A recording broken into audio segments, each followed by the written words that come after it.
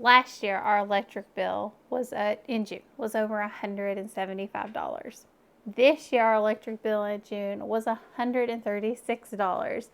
How did we do it? How did we cut our bill? Well, today I want to share that with you. But if you're new to our channel, I am Julian. I'm one half of the Canny Couple. We're a small homestead family in rural Virginia that work every single day to merge homesteading and frugality.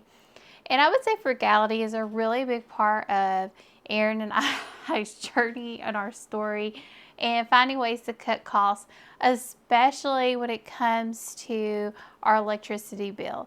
This is a bill that for us just keeps going up because our electric company keeps raising the rates.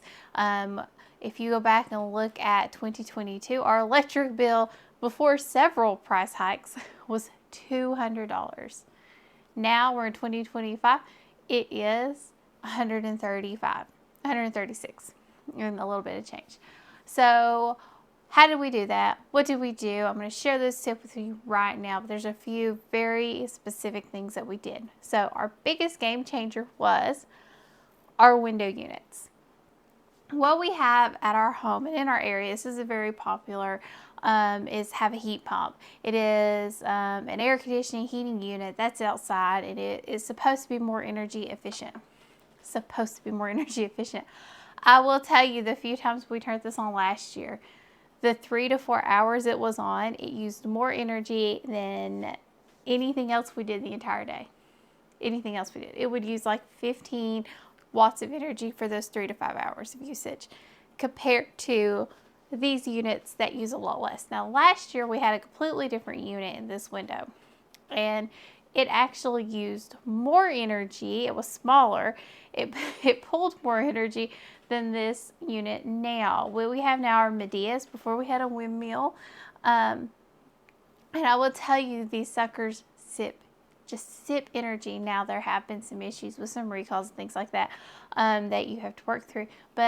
And this is not like promoted or anything like that, but I will say energy usage wise, these things just rock. They barely pull any energy.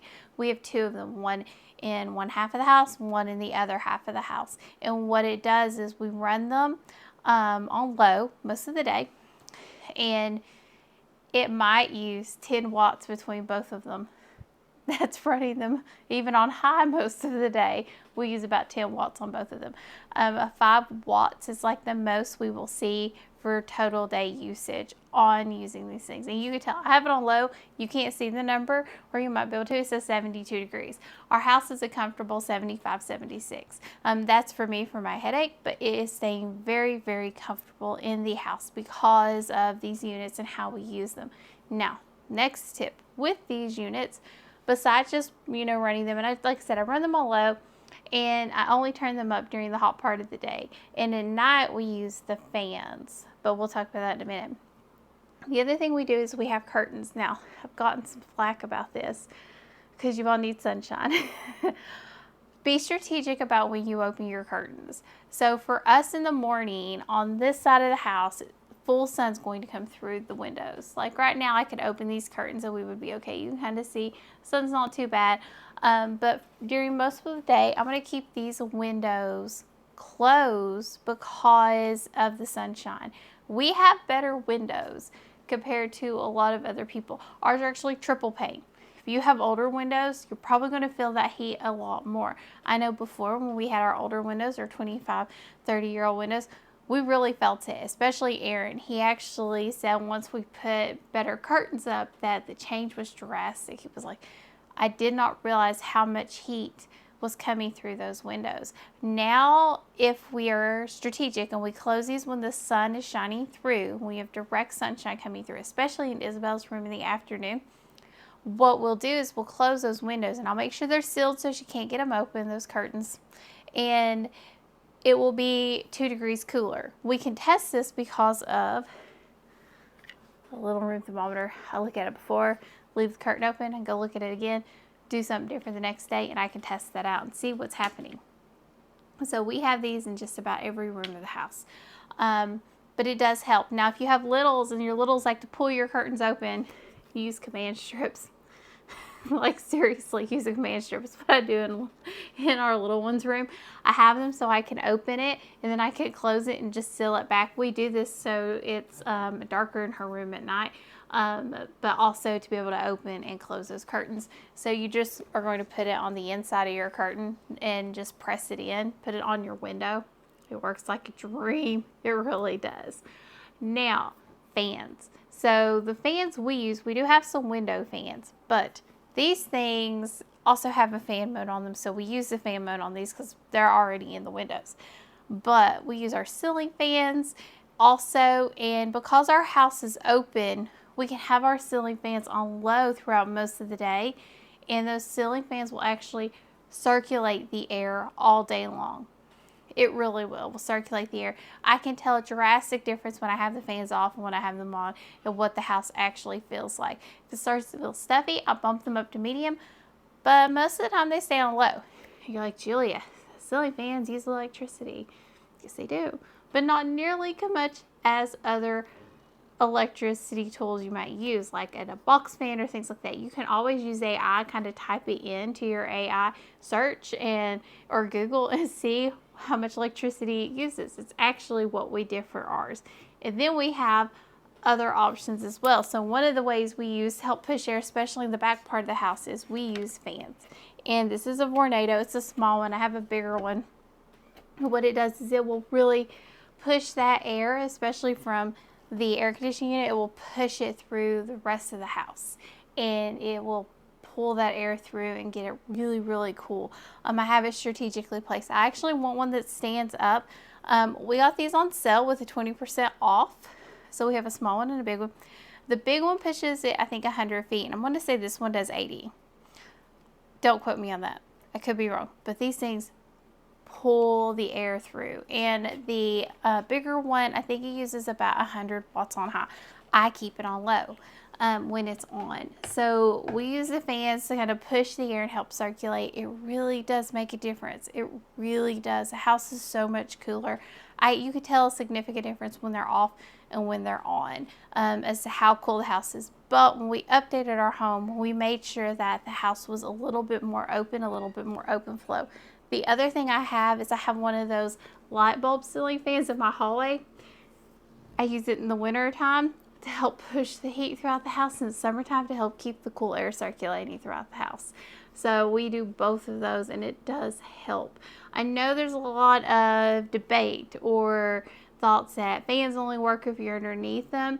I can tell you, since we've updated our home, the ceiling fans have really helped with the airflow issues in our home. Our home is significantly cooler. It's easier to keep cool as well. So these are the things that we do. My other tip is lighting. This is a big one. So our ceiling fans take 2 light bulbs. I use one in a majority of the rooms. Unless we need to, all of them are one. The only rooms that have 2 going are the kitchen and the dining room, and that is mostly for filming these videos. So for the most part, we unscrew one. I also use a low wattage lamp in our living room that provides most of our lighting needs, and everybody's like, I need more light, I need more light. Get what you need, but I would tell you, we do really well with the less light, and it works really well for us. And we have seen a difference. And you're like, none of this makes a huge difference, but I can tell you it does, because we went from having a $175 electric bill to $136. It's the little things that slowly add up. We've also, for some bonus tips, make sure that you can't feel anything. We keep the door shut, the windows shut. All of those little things add up. If you're worried and you can't seal it up, throw a blanket over the door. What works in the winter will work in the summer as well. It really will help keep your house cooler. I will say we could probably lower our electric bill even more if we increase this just a little bit. but it's doing a really good job, and it's not running that much or that hard. Like I said, I'm keeping it on low. It pulls a little bit of cool air in, and at nighttime we will turn this one on low to pull that fan, especially if it's cooler at night. If it's in the 60s at night, I have it on fan. I might put it on high. On fan on low, this thing pulls like 10 watts. It's super low. It's super, super low whenever we do that. The nice thing about this, I could track it. Aaron has the apps on his phones. We could track everything, and that's the other thing we've been doing really diligently. As much as we can track, we track our water usage with the hot water heater. We track the air conditioning usage. We track the electrical usage as we can, and really try to make sure we're watching that. Another tip: do not cook during the day. Try to do most of your cooking at night, especially if you're running that oven. If you're cooking during the day, you want to use things that aren't going to put heat in your kitchen. You're going to want to use your Instant Pot. You're wanting to do things that are cold meals, like wraps, things like that you can cook ahead of time and just pull everything out, throw it together, salads, things like that.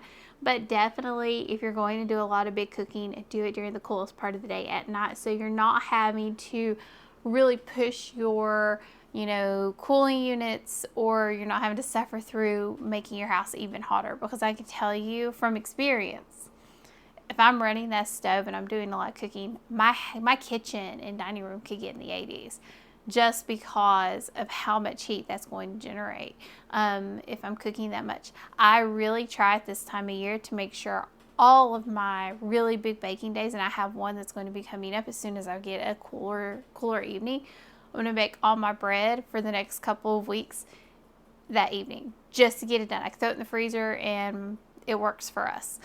So really try to make sure you're being strategic. And I think that's the biggest thing here. You have to be strategic. That's the biggest tip I can give you.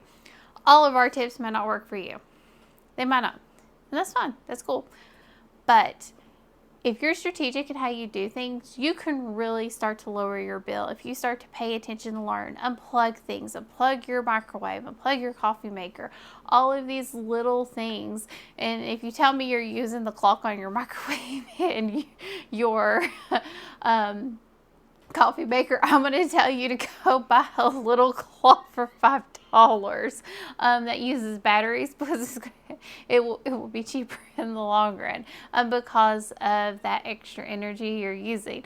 That would make better sense to me, and that would be what I would do. Or I'd get a rechargeable, something like that doesn't use a lot. But just make sure you're doing these small little things, because it does add up. Small savings add up to bigger savings. And the biggest thing is it's going to motivate you to save more. That's what everybody forgets. That is what everybody who tells you small savings don't do anything.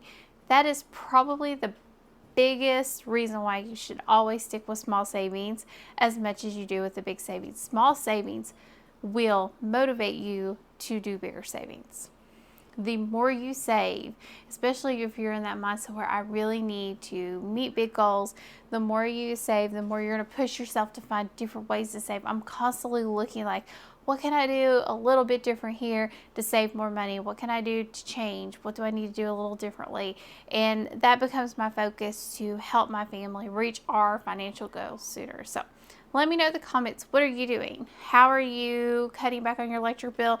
Are you doing like us, no main AC unit, using window units? Are you toughing it out through 90, 100 degree days, hot humidity? What are you doing? I'd love to hear in the comments below. And as always, thank you for joining us. Make sure you hit the like button and subscribe. And thank you for joining us on the Canny Couple, where we work hard, live simple, and enjoy life. Have a wonderful day.